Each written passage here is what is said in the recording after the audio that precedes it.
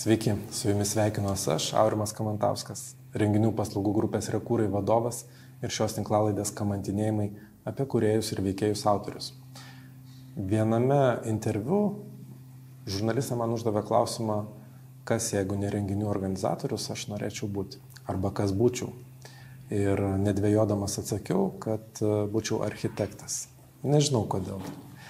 Galimai dėl to, kad mane dažnai įkvepia architektūra, bet pažiūrėsim, kur šis pokalbis mane nuves, nes esu be galo laimingas, kalbėdamas su, Dieve mano, nesuskaičiuojamai daug kartų įvardintų metų architektu, gal pats ir suskaičiuosi. Gintautas Natkevičius, mano svečias. Gintautai, mūsų supa, suskaičiavau 72 padėkos. Už ką tau žmonės dėkoja? Gal už kitą požiūrį? Tai apie tą kitą požiūrį likite įsijungę ir žiūrėkite šią laidą. Apie kitą požiūrį kalbėsim, apie architektūrą. Tai pradėkim.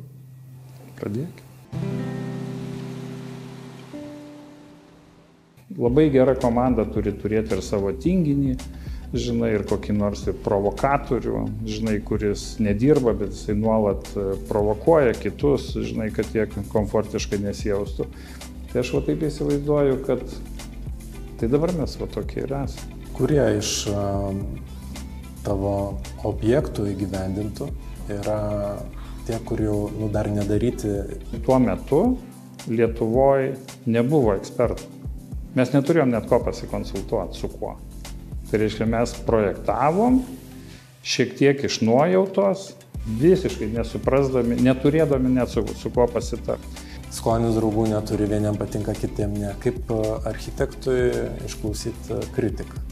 Aš tai nuolat girdžiu tą visą gyvenimą tą frazę. Ten, dėl skonio nesiginčijam. Dėl skonio ginčijamas. Kaip architektūroje tie trendai grįžta, sugrįžta arba kuriami, kas juos diktuoja?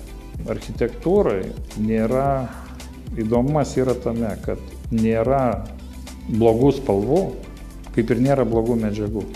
Tu gali iš visko viską padaryti.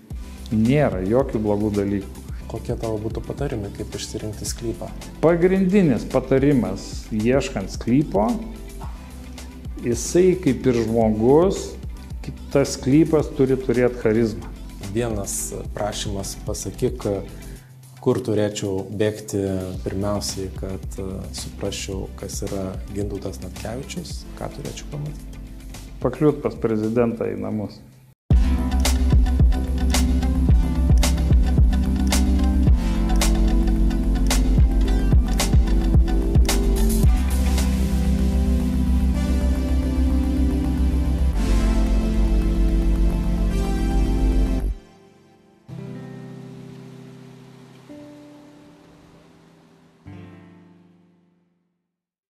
Architektu norėčiau būti dėl kelių priežasčių. Ir dėl to kito požiūrio, ir dėl išraiškos laisvės, ir bandymo eksperimentuoti.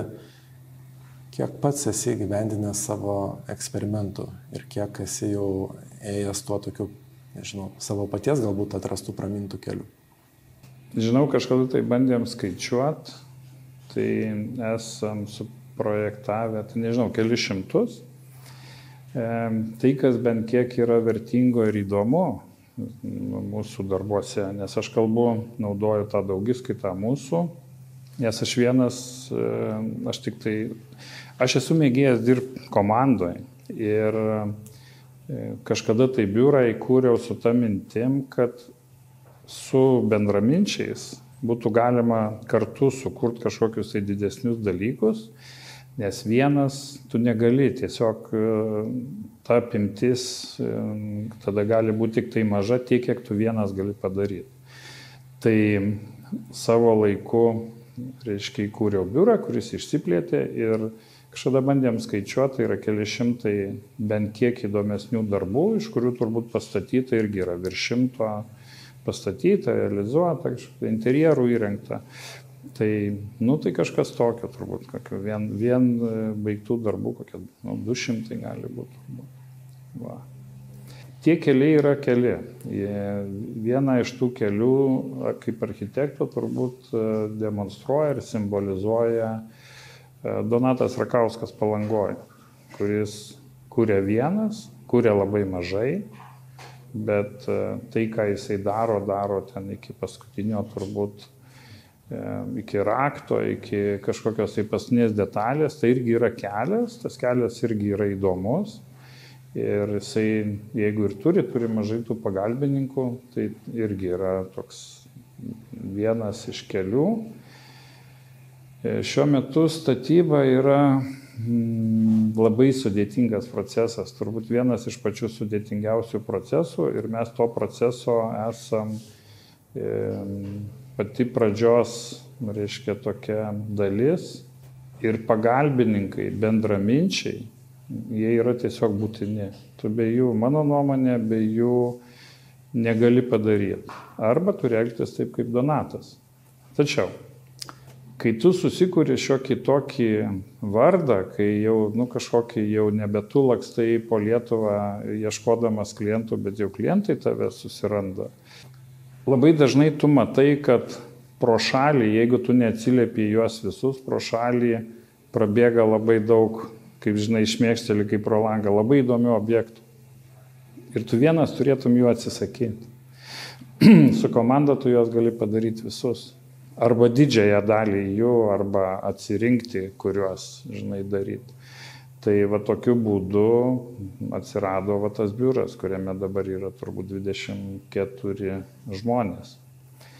Labai dažnai mėgstu lyginti. Visada palyginimus žmonės lengviau supranta. Tai aš įsivaizduoju, kad šiek tiek architektų biuras, jisai gal turi panašumo su kokia nors futbolo komanda. Čia turi būti puolėjai, turi būti gynėjai, turi būti vartininkas, žinai, klubas turi finansistą ir taip toliau. Ir juk nepaslaptis, kad tikrai gerose komandose labai gera komanda turi turėti ir savo tinginį, žinai, ir kokį nors ir provokatorių, žinai, kuris nedirba, bet jisai nuolat provokuoja kitus, žinai, kad jie komfortiškai nesijaustų. Tai aš va taip įsivaizduoju, kad tai dabar mes va tokie ir esame. Aš taip galvoju. Kaip gimsta nauja idėja ir ką galima vadinti nauja idėja architektūroje? Kažkada anksčiau buvo truputėlį lengviau ir tarkim aš pastebėjau, kad per tas krizės, aš jas turbūt kokias 4 išgyvenau, tai tarkim 2008 metų ta tokia, ekonominė ar, žinai, tokia sulėtėjimas, tai kas atsitinka tuo metu, pavyzdžiui, mes pajutom, kad nėra konkurencijos, nes labai daug biurų arba užsidarė, arba, žinai, neatlaikė tiesiog to finansinio spaudimo, va. Ir sumažėjo konkurencija, bet tuo pačiu sumažėjo reikalavimai savo. Žinai, ir reikalavimai, nes kiekvieną kartą, jeigu vėl grįžtam prie idėjos, tai idėjai sugalvot, tu vis dėlto turi įsitempti. Per daugybę metų, tiek kiek aš dirbu, yra, aš pavyzdį galiu pasakyti, privatų namą, standartinio dydžio privatų namą, aš galiu suprojektuoti per savaitgalį. Čia nėra nieko ypatingo. Todėl, kad galvoj, tu turi tam tikras schemas, vis tiek viskas susideda. Kambarys, langas, tualetas, ten laiptai. Tai rinkinį tų schemų ir tų kažkokių algoritmų mes jau jų žinom daug. Ir aš galiu turbūt kaip geras aktorius padaryti taip, kad klientas nesupras, kad nieko aš nesugalvoju, aš tiesiog naudoju standartų rinkinį ir jis net ir gražus bus. Bet tam, kad sugalvoti idėją, tai, kas yra nedaryta, tai, kas yra nebandyta, yra labai sunku, nes tu bandai elgtis visiškai priešingai. Reiškia, tu žinai standartus, tu žinai savo tą išsigelbėjimo ratą, kaip tau būtų lengviausia ir tu net atlyginimą toj pat gautum. Bet tu save provokuoji, o koksai yra tas, ko tu dar nedarei. Kas tai yra? Sugalvok. Ir tai kartais būna. Tai būna taip, kad visiškai nesikankini ir kažkokio ateina minčių, nes pasąmonė tu visą laiką eksperimentuoji. Tai ateina, kartais tu būni savo kažkokią, kur idėja nepasisekė ir tu ją laikai, kad gal atsiras tinkamas momentas, tinkami žmonės, tinkama situacija, tu jį panaudosi, bet labai dažnai reikia tiesiog graužti save, provokuoti, graužti save. Ir vėlgi mūsų biure yra, čia kaip ir visada, aš ne veltui apie tą futbolo komandą kalbu. Tai yra žmonės, kurie gali, jam pasakius idėją, jisai gali pabaigti iki galo tą darbą. Yra žmonės, kurie gali labai greitai dirbti, yra žmonės, kuriem labiau interjeras patinka, kaip ir visur. Ir yra vienas kitas žmogus, kuris lygiai taip pat galvoja kaip ir aš, kuris gali sugalvoti, kankintis ir sugalvoti tą idėją. Tai, kas mums yra svarbu, kas yra dar nedaryta. Kurie iš tavo objektų įgyvendintų yra tie, kurių dar nedaryti, kaip čia pasakyti? Tai apie ką tu kalbi? Tai žinai, jie yra truputėlį skirtingo kalibro. Tarkim, Kauno oro uostas. Tada, kada paaiškėjo, mes laimėjom konkursą, reiškia, kada paaiškėjo, kad jisai bus statomas, net neplečiamas, o bus statomas, reiškia, Kauno oro uostas kaip po toksai. Šiaip buvo labai tokia įdomi, mes visi esam skraidę. Žinai, visi ten tą rutiną su lagaminais ir mes kaip ir žinom. Bet o kokie yra to daikto viduriai, žinai, kokie yra ten tarpusavio ryšiai. Juk ten yra daugybė dalykų, ten yra ir pasienio kontrolė, ir higiena, ir medicina, ir ten viskas yra, saugumas, ten daugybė dalykų. Tai, pavyzdžiui, tuo metu Lietuvoje nebuvo ekspertų. Mes neturėjom net ko pasikonsultuoti, su kuo. Tai reiškia, mes projektavom, šiek tiek iš nuojautos, visiškai nesuprasdami, neturėdami net su kuo pasitarti. Ir labai įdomu, kad, pavyzdžiui, tuo atveju mūsų išgelbėjo Olandų firma, kuri tiesiog labai gražus kontaktas toks atsirado. Tie, kurie tiesia tos bagažo įrangą, kur važiuoja tie lagaminai. Tai jie tiesiog padėjo, papasakojo, pamatė mūsų pastangas, žinai, taip. Tai visiškai, visiškai, baltas lapas, nieko nežinai. Jeigu statytum dabar naują oro uostą, ką darytum kitaip?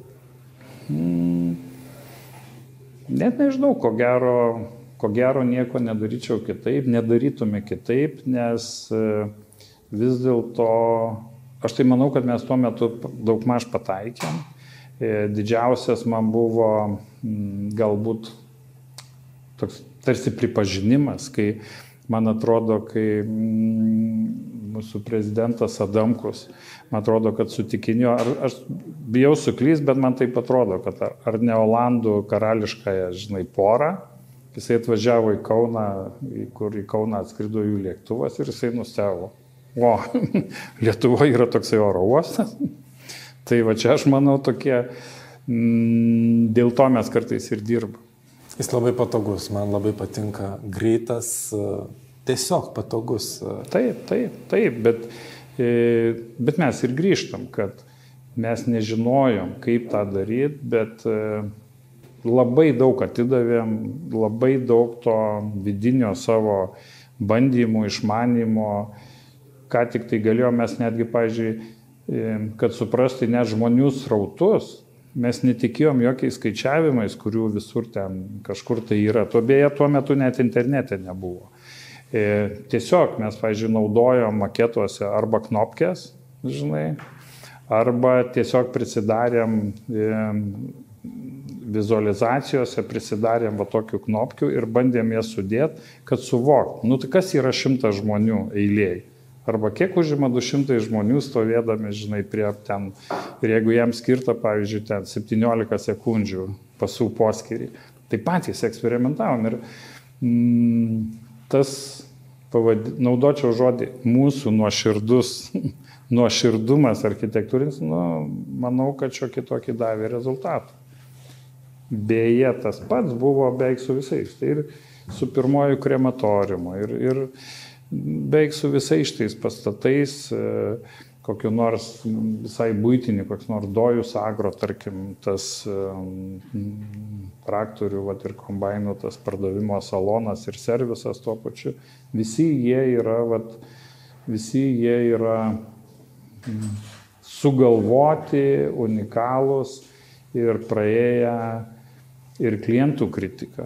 Aišku, labai įdomu yra privačius namus. Privatus namai, jie turi savo, čia yra dar kitas žanras. Jie yra labai greiti, tu gali tą pakankamai greitai. Reiškia, tu per 2 metus nuo pokalbio su klientu, tu po 2 metų gali turėti rezultatą, jeigu viskas sekasi.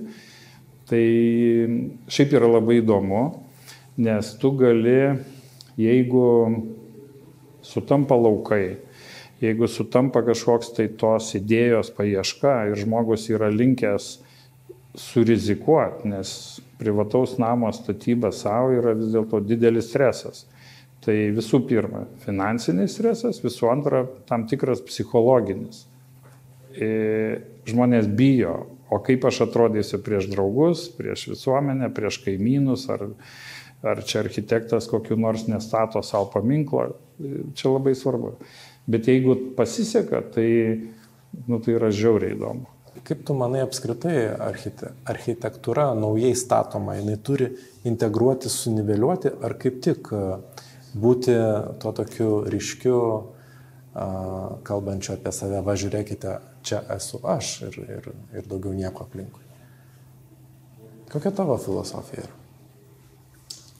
Aš galvoju, kad geras architektas, aš turiu galvoj, galbūt nesakykim talentingas, geras, gabus architektas, pakankamai gabus architektas, jisai privalo būti šiek tiek egoistas. Ir privalo būti egoistas ne todėl, kad labai save parodyti ir su kliento finansais kažkokį labai savo, tarsi, ką žmonės mėgsta prikišti, kad statyti kažkokį tai savo paminklą, jisai privalo būti egoistas, perteikti kažkokią tą savo idėją, nes kiek žmonės be prieštarautų ir net kartais mitingus, kiek be rengtų, vis dėlto architekto pažiūra, šiuolaikinė architekto pažiūra įgyvendinta yra svarbu. Kodėl? Kiekvienas tas pastatas unikalesnis ir drąsesnis, jisai reikia suprasti, kad jisai yra diskusija, visuomenės diskusija ir architekto diskusija, kur yra tos ribos, kiek galima, ką galima padaryti. Ir aišku, kad yra kelias, kur visiškai nesikankinti ir kažkokį padaryti gerų proporcijų, kažkokį paprastą namuką, kuris ten, sakysim, kažkokio tai aplinkoje galbūt neišsišoktų, nekontrastuotų, bet aš manau, kad čia yra ir mūsų gal biuro tokia filosofija ir kryptis, kad pabandyti tas ribas truputėlį pastumti, jos duoda 2 dalykus. Ta architektūra mes tarsi šiek tiek, ne šiandien, bet šiek tiek į priekį bandom suprojektuoti. Ir tuo pačiu ta diskusinė architektūra, jinai padeda, kaip nekeista, jinai padeda visuomenį. Nes mes polemizuojam su visuomenį. Tas sovietmečio tarpas, jisai vis dėlto labai mūsų, kaip čia, subuitino, suprastino.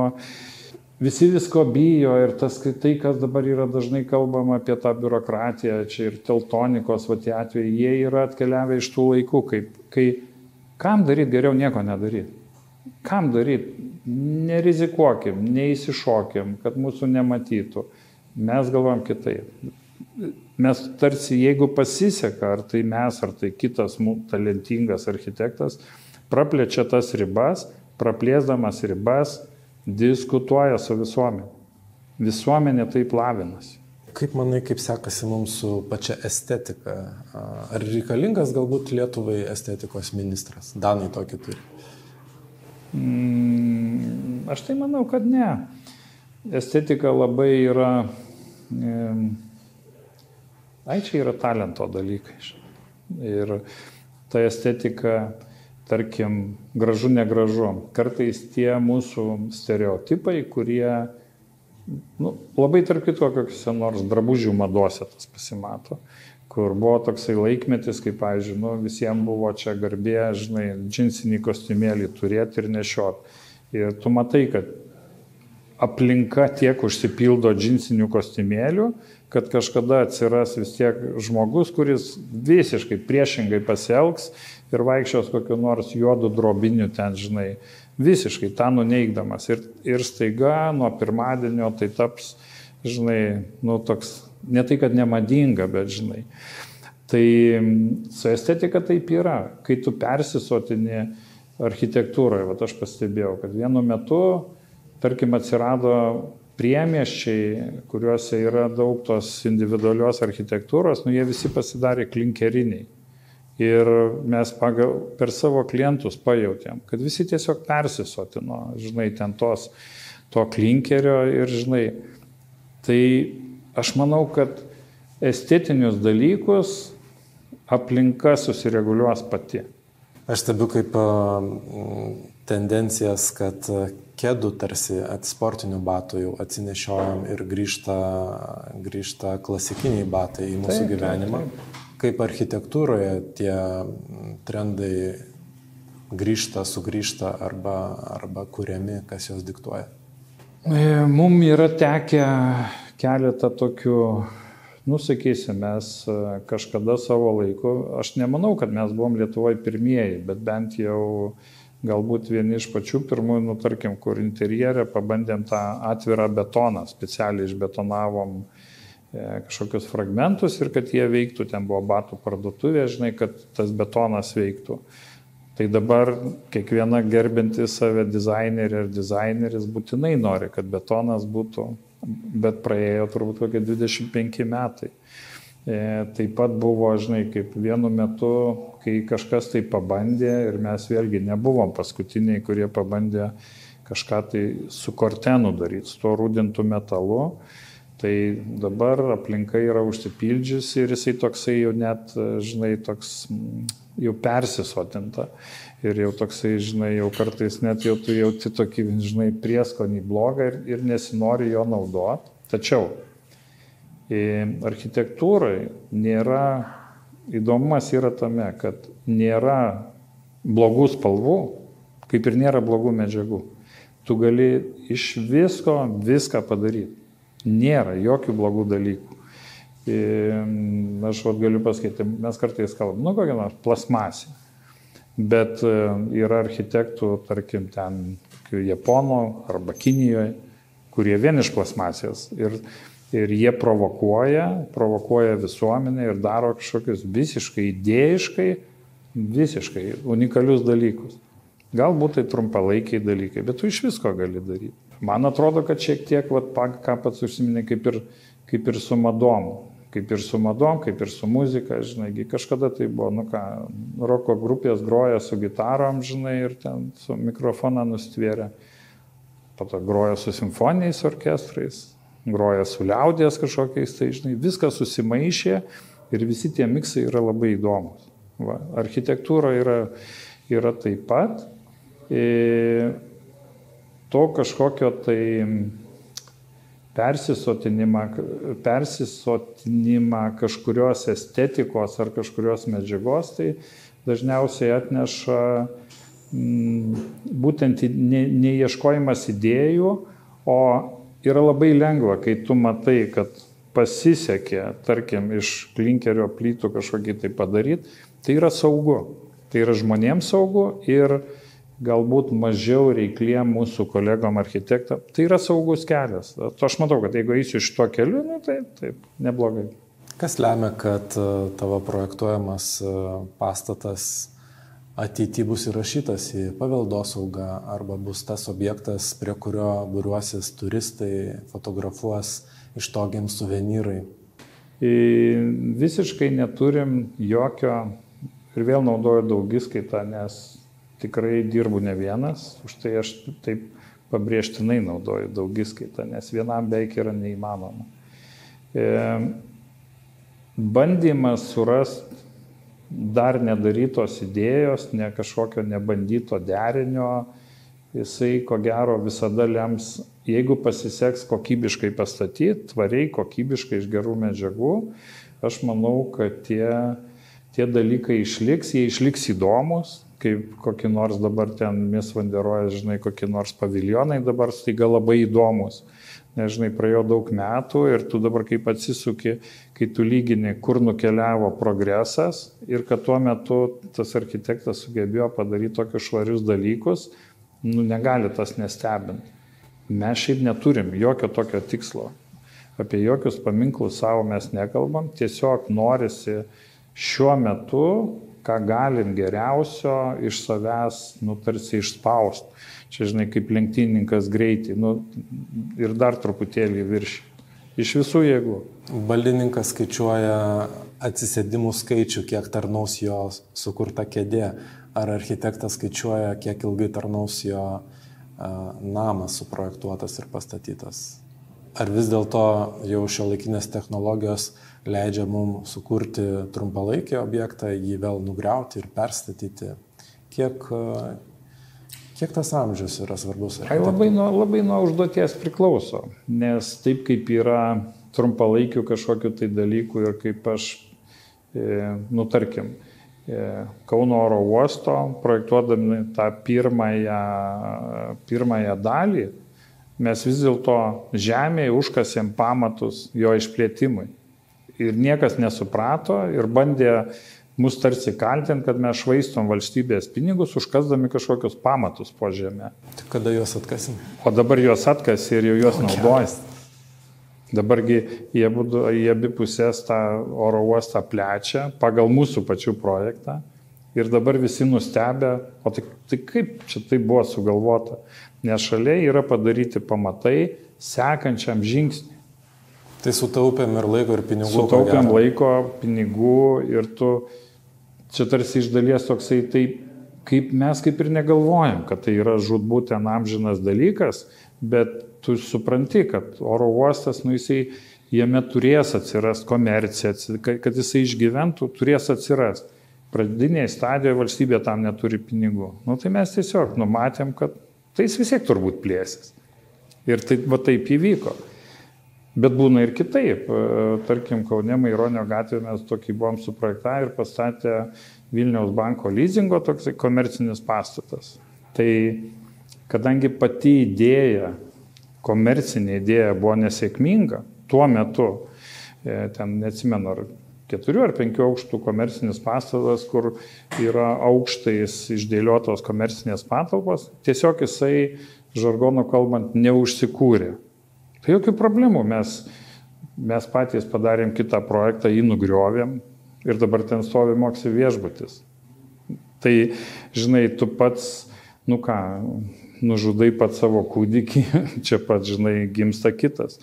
Danų architektas Bjarke Ingels atrado save ir savo, stilių, ar kaip čia identitetą, DNR, kai uždavė savo klausimą, o kodėlgi pastatas turi būti kvadratinis. Ir taip ieškojimo kelyje atsirado unikalios formos, funkcionalumai, estetika, naujas požiūris. Koks tavo yra ieškojimo kelias į tą naują, tai kur tu dar nebuvai ir kokius pats savo keli klausimus apie architektūrą?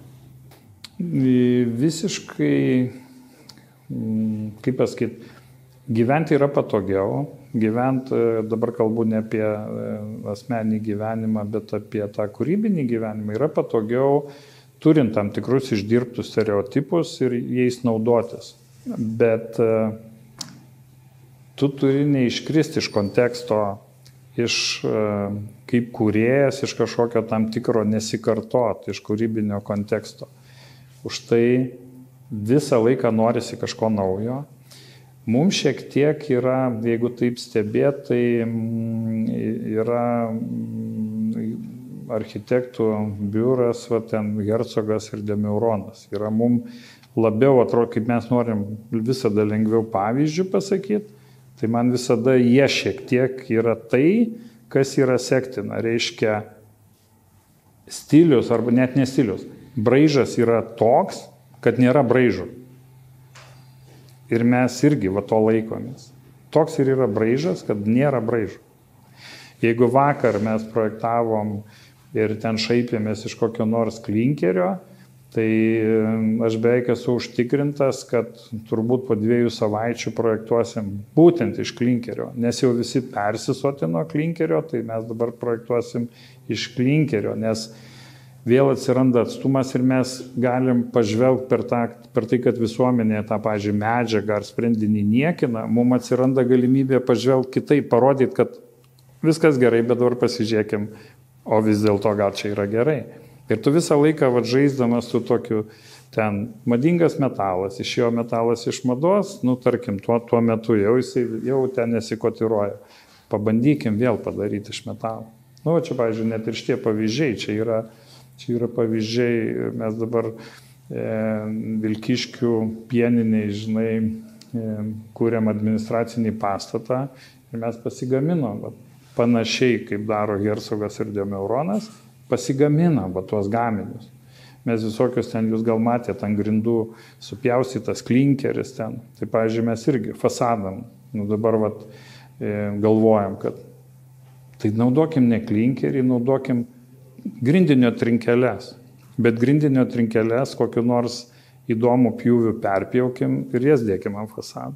Tu visą laiką darai iš to paties, bet tarsi tą daiktą tu bandai kitaip traktuoti. Čia, ko gero, kokie nors teatralai, kurie ten, nežinau, 17 kartą stato ten kokį, nežinau, Otelo ar ką nors ir visą laiką bando tą kitą traktavimą, pažvelg kitų kampų į visą taip. Tai visą laiką pas mus tas yra. Ir man tas yra be galo įdomu, nes tu kartais netgi tą medžiagą, iš kurios mes, tarpusavį čia kaip kolegos pasišaipydavom, vieną dieną šypsodamas jis suvokė, kad tu iš jos ir darai.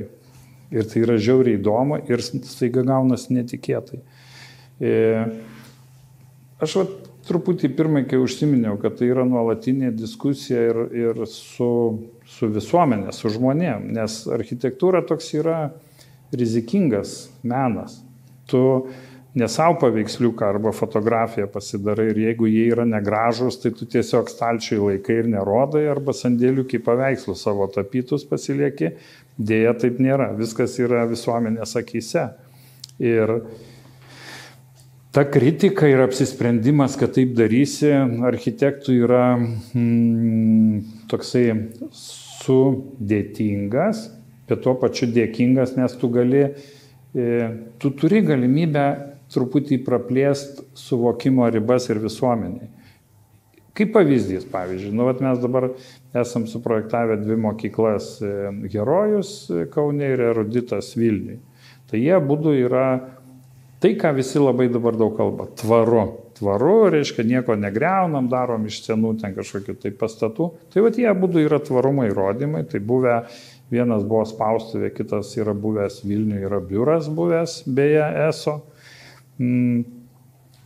Žmogus pasąmonėje, kiekvienas tėvas, mama įsivaizduoja, kad jeigu yra mokykla arba vaikų darželis, tai reiškia tikriausiai tai yra šiltos spalvos, medis. Dabartinės, pavyzdžiui, Vilniuje matau dabar statoma daug mokyklų, tai mediniai amfiteatrai viduj, reiškia šilumėlė, drambliukai ant sienų, saulutės, garvežiukai. Aš, pavyzdžiui, galvoju, kad yra kitaip. Vaikas nori būti suaugusiu iš karto. Jis vos pradeda protauti, jis jau nori tapti mumis, suaugusiais. Tai ir aplinką jiem darykim kaip suaugusiu.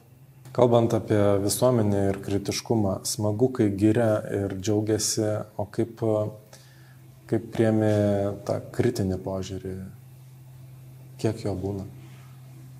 Daugelis net nesumasto, kad už pastato fasado yra žmonių komanda, kurie dirbo. Nežino net ir niuansų, kaip gimė tas pastatas ir kas lėmė, kad jis toks. Skonis draugų neturi, vieniem patinka, kitiem ne. Kaip architektui išklausyti kritiką? Aš tai nuolat girdžiu tą visą gyvenimą tą frazę. Dėl skonio nesiginčijama. Dėl skonio ginčijamas. Iš tikrųjų, yra, kai tu matai gerą kūrinį, muzikos, teatro, tapybos, architektūros taip pat, kai tai yra geras kūrinys, nėra klausimų. Visiems yra aišku. Yra, tarkim, išeini ten iš spektaklio, eina visi tylėdami, bet visi žino, buvo geras spektaklis. Arba visi žino, nėra ką kalbėti. Va.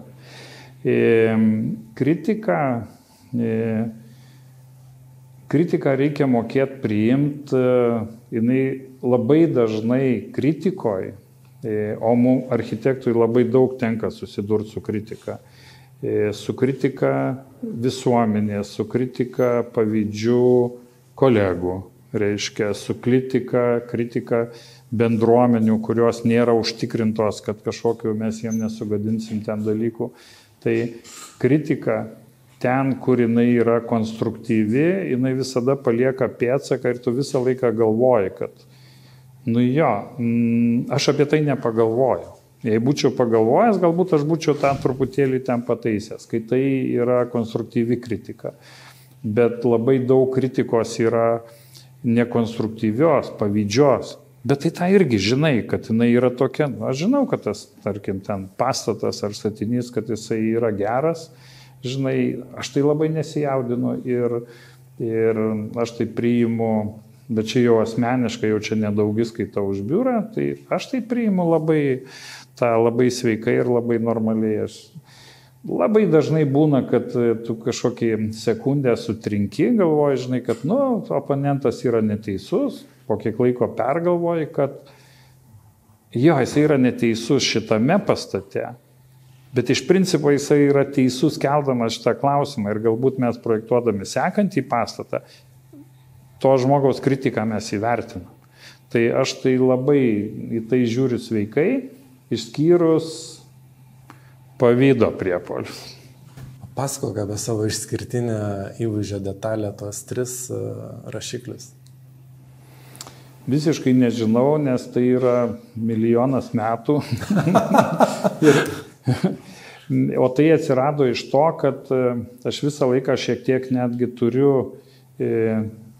labai ilgą laiką eskizuodavau tiesiog ant A4 lapuko, reiškia, ir visus projektus, visas idėjas eskizuodavau ant tokio A4.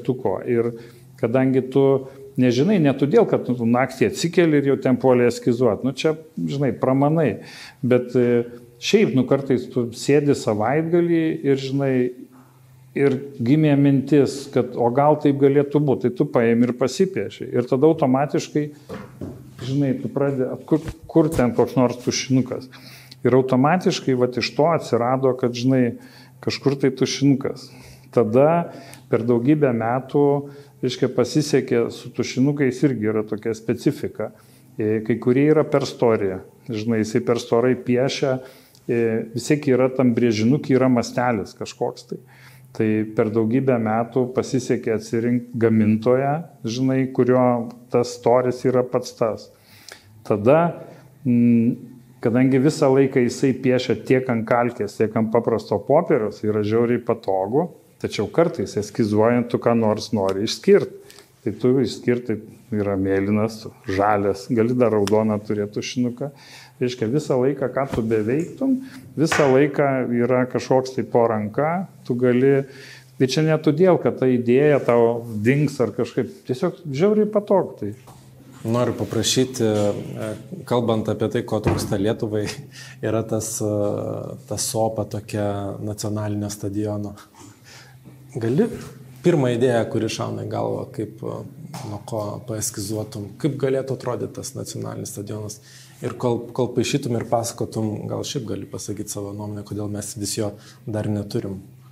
Tarp kitko, šiaip yra, čia yra bloknotas, kodėl, čia irgi įrodymas, kodėl aš nuolat naudoju. Tai čia yra, tarkim, nuotolinius pokalbis, nuotolinio pokalbio, žinai, tu kalbi ir kažkokius, tai, žinai, ir tokių lapų pas mane yra begalė. Ir tu kažką rašaisi, bet kažką tai eskizuoji, darai kažkokią, tai, žinai. Tai Todėl tas tušinukas, jisai visada yra ir visada kažką tai, žinai, darai. Tai dabar dėl nacionalinio stadiono, tai aš tai manau, kad nacionalinis stadionas tai tiesiog jisai privalo būti ir jisai tada, kada atsiras, tai aš manau, kad jisai tikrai turės funkciją ir viskas ten bus gerai. Yra čia taip, kaip įvyko su Kauno stadionu, kai tik tai Kaunas jį pastatė, jisai yra užpildytas. Kadangi su futbolu sekasi prasčiau, tai tada mes rengiam koncertus, važiuoja koncertai, jisai visiškai, aš manau, kad būtinas kaip atributas ir visiškai nežinau detalių apie Vilniaus stadioną, bet man visą laiką atrodė, kad jame yra per daug funkcijų prikrauta. Ir manau, to stadiono ar nėra taip, kad, aš čia gal klystu, kad jo sudėtingumas ir komplikuotumas yra tose papildomose šalia funkcijose. Kad vietoj to, kad paimti ir pastatyti tiesiog gerą stadioną, bet ten tų kažkokių, nežinau, multifunkcinių ten tų dalykų, manau, būtų paprasčiau, greičiau, pigiau, o multifunkcinius tu tada gali pagal tai, kas tau sekasi, tu pagal tai gali auginti. Nes man pasirodė, kad, ir vėlgi nuo ko mes pradėjom, kad idėja, o idėja yra stadionas. Bėg ten, spardyt kamuolį, surenk koncertą. Ta idėja per daug apaugo. Šalutinėm idėjom. Jinai apaugo kaip laivo apačia kriauklėm. Žinai, ir nebepaplaukė laivas. Ir ta idėja, stadiono pati idėja, tai aš tikrai ten nieko nenupiešiu, nes nesu kažkoks tai specialistas, bet tų stadionų architektūra, jinai irgi be galo ištobulėjo ir vėlgi grįžtam atgal. Kai aš sakau, kad tai statė betoninius, tada statė metalinius, dabar, kad ir kokia nors, žinai, Miuncheno stadionas, jisai kažkokio tento aptraukta, visiškai jokių nėra tabu. Tai tas stadionas galėtų būti bet koks, išraiškingas. Man visą laiką atrodė, kad per daug jam yra visokio, jis per daug apaugo šalutiniais dalykais. Ir todėl jį sunku įgyvendinti, o padaryti tą būti. O gali tiesiog kažkokį eskizą, noriu pamatyti, kaip gimsta tavo rankomis eskizas. Tebūnie namas, tebūnie žaidimų aikštelė, tebūnie kas šauna į galvą. Tai čia nėra... Kadangi, tu žinai, paprasčiausiai, koksai nors, tarkim, stadionas. Tai visiškai įsivaizduoji, žinai, kad apie jį kažkokia tai bus tą, ką žinau šiai dienai. Ir tada tu bandysi suprast, kad tikriausiai kažkur tai aplinkui turės atsirasti tribūnos, elementariai. Tai lygiai taip pat kaip labai gerai prisimenu, kaip vieną namą projektavom ir jisai yra pastatytas. Tai labai, žinai, tradicinis, tarkim, kažkoks tai namas, tai kaip mes įsivaizduojam, stačiakampis, 2 kambariai, ten kažkokia svetainė. Besėdint mums kilo tokia mintis, žinai, tiesiog bešnekant, o kaip būtų, jeigu mes tą namą, žinai, tą dalį, kurioje turi būti koksai nors garažas, mes pastatom ant žemės, čia yra miškas. Čia yra. Lyg tai būtų smagu matyti iš to pastato mišką, bet būtų smagu, kad ir miegamieji ten žiūrėtų į tą mišką. Tai jeigu mes jį uždėsim ant viršaus visiškai, bus žiauriai primityvų, mes turėsim statyti kažkokį stogelį ir turėsim terasą daryti.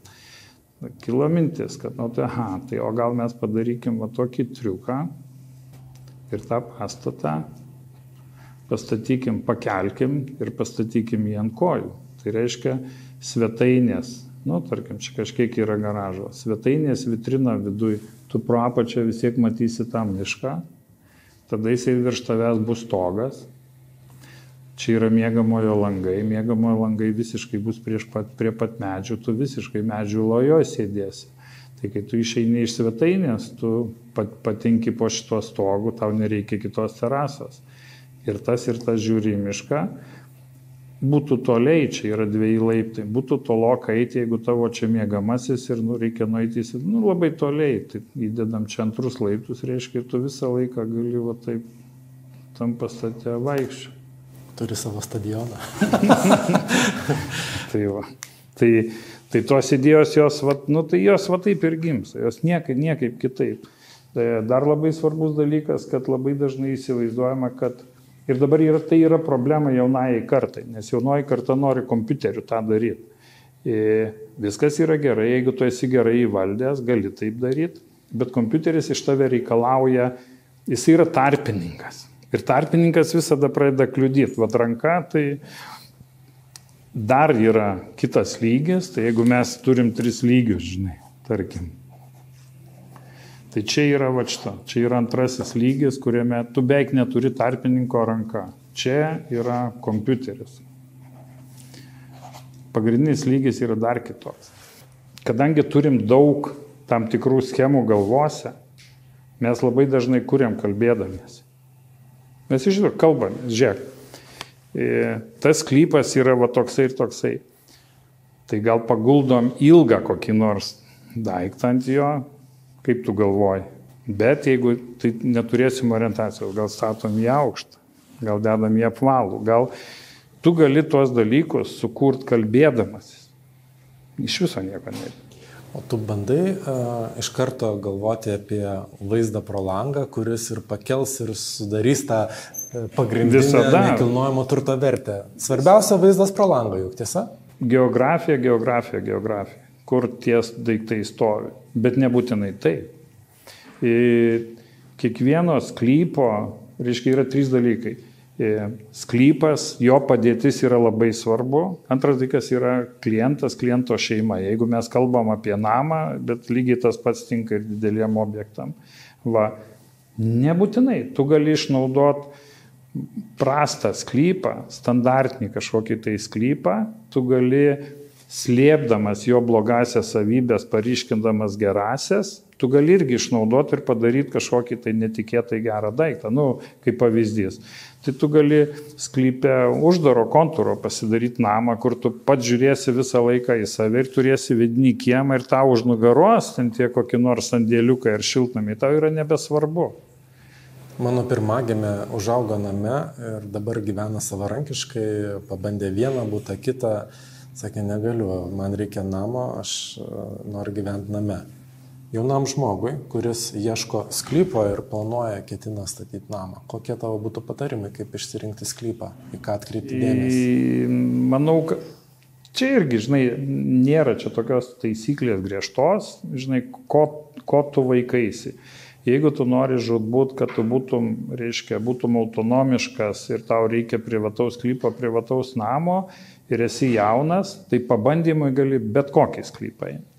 Nes bloga patirtis irgi bus gera patirtis, nes tu žinosi, kad taip netinka.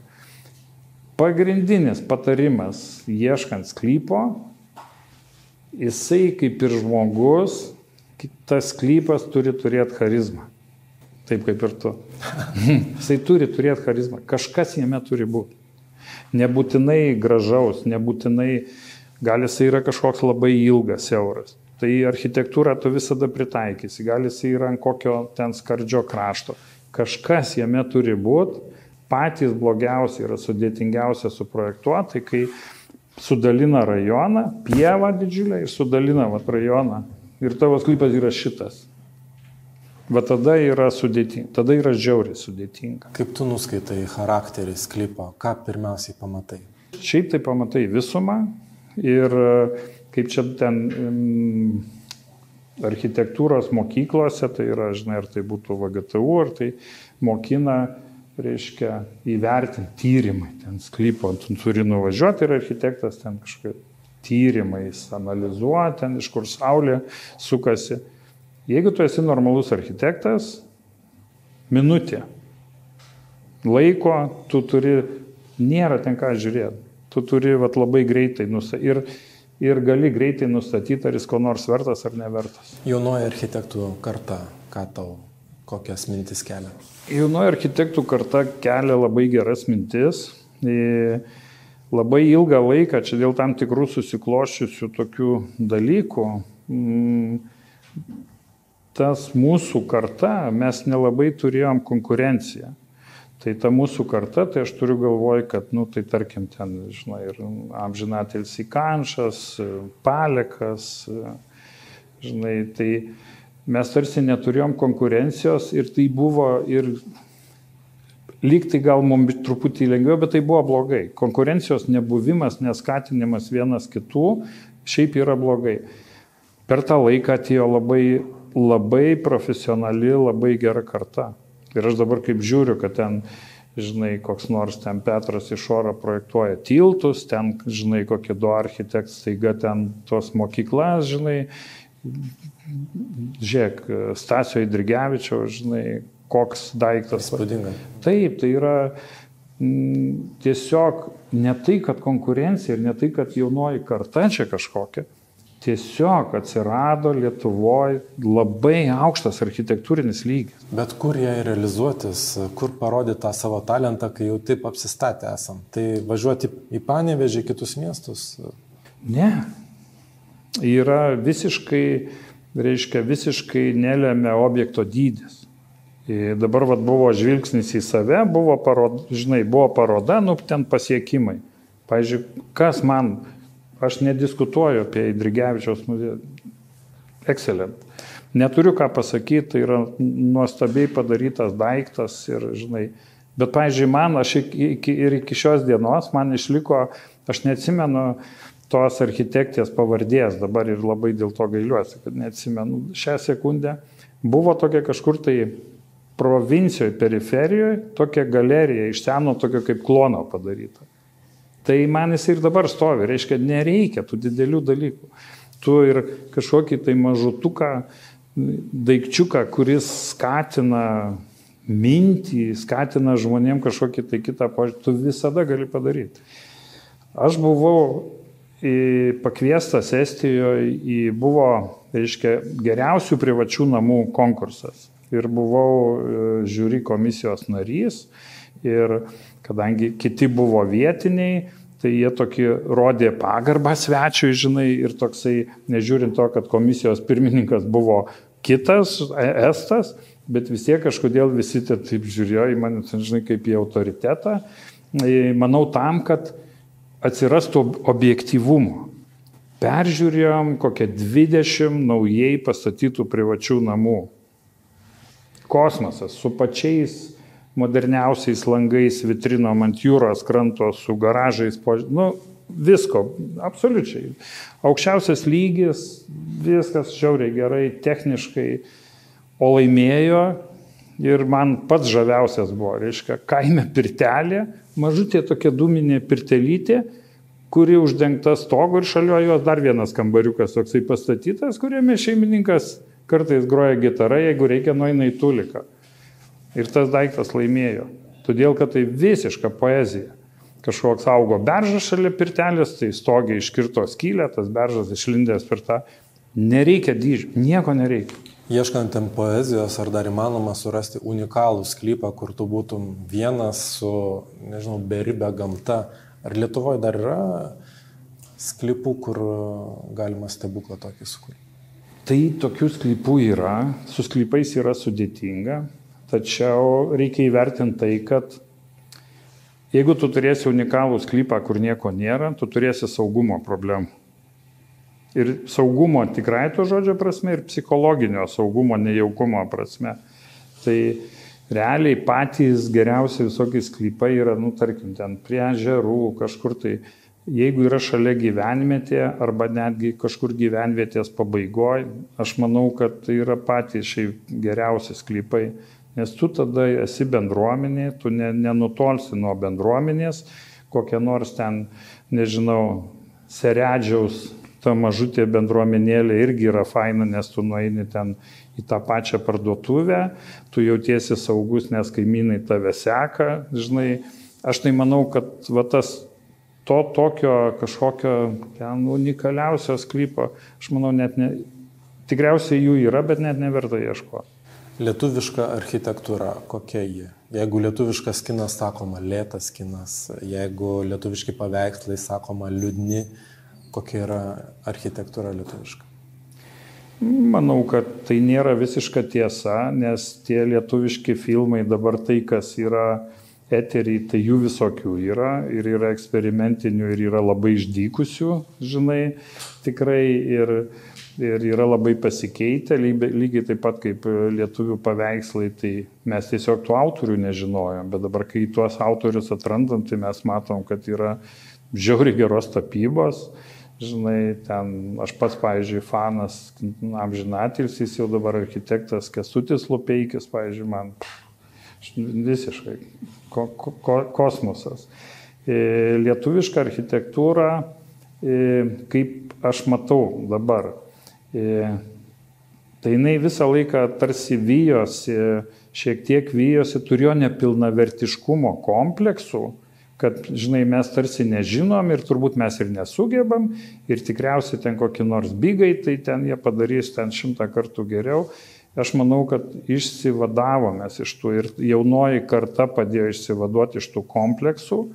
Tikrai kūrėm tarptautinio lygio architektūrą, galbūt tik tai tiek, kad yra masteliai šiek tiek mažesni, bet ką aš matau bendrą tendenciją ir kolegos ir tie jaunesnieji kolegos, visur yra, aš jaučiu tą kažkokį tai poskonį tos lietuviškumo, lietuviškos architektūros, kažkokio ten tai ornamentas atsiranda, tai kažkas, tas yra. Ir man tai tas yra žiauriai žavu. Ir aš sakau, nėra šansų atsilaikyti tam srautui informacijos, kuris yra pasaulyje, kiek yra pasaulyje pastatoma, bet vis dėlto lietuviai sugeba tom informacijos sraute truputį kažkokios autentiškos lietuviškos architektūros. O šiuolaikinės technologijos ir dirbtinis intelektas, kiek mums šitoje srityje padeda, kiek trukdo? Dirbtinis intelektas, tai man kolegos parodė, žinai, tai tu surenki, noriu namuko 2 šlaičių stogo, 4 kambarių, tai 5000 variantų. Ir visi yra geri. Visi yra tokie geri, kad jau ne tai, kad ten bet kas nubraidė, yra gerų architektų sukurti daiktai.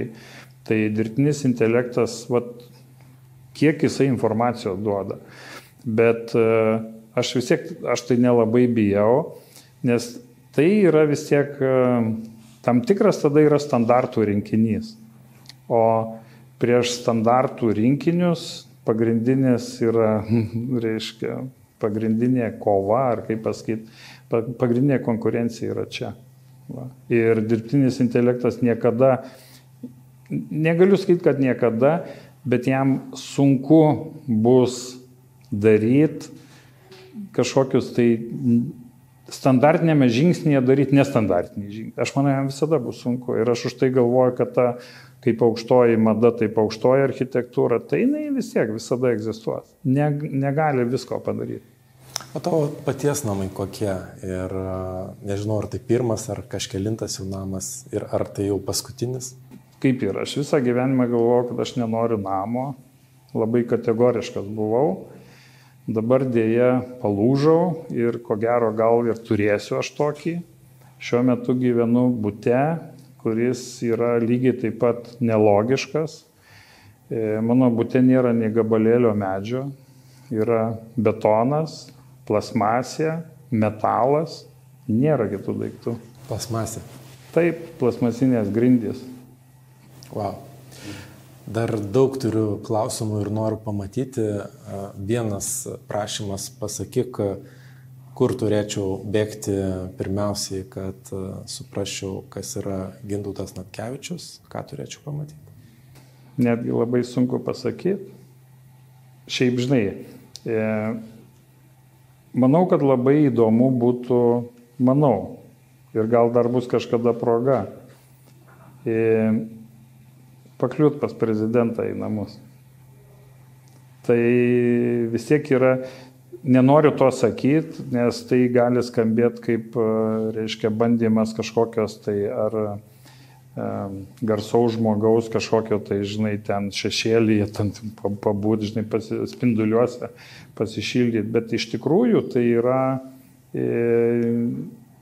kiek aš mačiau reakciją ir kolegų, yra, netikėtas dalykas, šiaip jau, visiškai totaliai netikėtas dalykas ir vertėtų pamatyti, nes tai yra labai gryna, labai gryna, be detalių.